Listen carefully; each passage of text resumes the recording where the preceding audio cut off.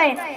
ज्याने स्वराज्य स्थापन केले तो शिवाजी, ज्याने अफजल खानाचा कोपरा बाहेर काढला तो शिवाजी, ज्याने शाहिस्ते खानाची बोटे छाटली तो शिवाजी, ज्याने माया बहिणींची रक्षा केली तो शिवाजी. मी जिजाऊंचा शिवाजी बोलतोय. कुठे गेले माझे स्वराज्य, कुठे गेले माझे मावळे. आज महाराष्ट्रात जी परिस्थिती चालली आहे ती पाहून मला खूप अतिशय दुःख वाटते. ह्याच्यात एक कमतरता जाणवते की माझ्या आई जिजाऊंनी सांगितले होते की रामाच्या, श्रीकृष्णाच्या, बालकृष्णाच्या गोष्टी सांगत. आज त्याची कमतरता जाणवते. नाहीतर आजकालच्या आई बाजाला लढायला लागले की त्याच्या हातात मोबाईल देतात. पण त्यांनी त्याला समजून सांगितले पाहिजे, त्याला जवळ घेऊन गोंजाळले पाहिजे, त्याला गोष्टी सांगितल्या पाहिजे.